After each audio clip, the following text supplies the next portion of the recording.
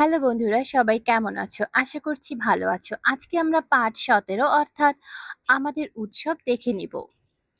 উৎসব মানে আনন্দ অনুষ্ঠান। প্রত্যেক জাতির নিজেদের কিছু উৎসব আছে। উৎসব পালন করা হয় জাঁকজমকের সাথে।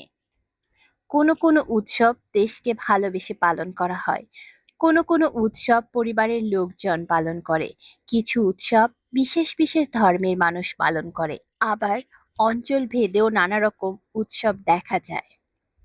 একলা বৈশাখ বাংলা বছরের প্রথম দিন। এদিন নতুন বছরকে বরণ করে নেওয়া হয়। এই উৎসবকে বলে নববর্ষ। নববর্ষে গ্রামে ও শহরে বৈশাখী মেলা বসে। মেলায় মাটির পুতুল, হাঁড়ি, হাতি, ঘোড়া, কাঠের পুতুল বিক্রি হয় মুড়ি, মুড়কি, খই, বাতাসা।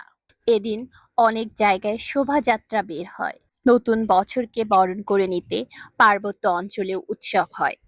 ওখানে এই উৎসবকে বৈশাখী বলে। উৎসবে বিভিন্ন জাতি গোষ্ঠী বিভিন্ন রকম রীতি পালন করে থাকে। যেমন ফুল সংগ্রহ করা হয়, অনেক রকম সবজি দিয়ে পাঁচন রান্না করা হয়, মজার খেলার আয়োজন করা হয়। মুসলমানদের প্রধান উৎসব ঈদ উল ফিতর ও ঈদ উল আজহা। দুই ঈদে সবাই ঈদগাহে নামাজ পড়তে যায়। ঈদের দিন ফিরনি, সেমাই, পোলাও, মাংস রান্না করা হয়। সবাই সবার বাড়িতে যায়, কোলাকুলি করে। হিন্দুদের সবচেয়ে বড় উৎসব দুর্গাপূজা। দুর্গাপূজা হয় শরৎকালে। সবাই সুন্দর করে সেজে পূজা মণ্ডপে যায়। আরেকটি উৎসব লক্ষ্মী পূজা। লক্ষ্মী পূজায় নাড়ু, লাড্ডু, সন্দেশ তৈরি করা হয়। অনেকে বাড়িতে আলপনা আঁকে। খ্রিস্টানরা ডিসেম্বর মাসের ২৫ তারিখে বড়দিন পালন করে। এদিন ক্রিসমাস ট্রিতে ছোট বাতি লাগিয়ে সাজানো হয়। ঘরবাড়িও সুন্দর করে সাজানো হয়। এদিন শিশুরা ভাবে লাল পোশাক পরা সান্তা ক্লজ এসে উপহার দিয়ে যাবেন। বৌদ্ধদের সবচেয়ে বড় উৎসব বুদ্ধ পূর্ণিমা। বৈশাখ মাসের পূর্ণিমার দিনে এই উৎসব পালিত হয়। এদিন বৌদ্ধরা বৌদ্ধবিহারে যায়। ফুল ও রঙিন কাগজ দিয়ে বৌদ্ধবিহার সাজায়। সন্ধ্যায় বিভিন্ন রঙের প্রদীপ জ্বালায়। এছাড়া কিছু উৎসব পারিবারিক, কিছু উৎসব সামাজিক। জন্মদিন, বিয়ে এ ধরনের উৎসব। উৎসবে আমাদের মন ভালো হয়। নানা রকম উৎসব আমাদেরকে এক করে রেখেছে। বন্ধুরা, আমাদের উৎসব গল্পটি শেষ হলো।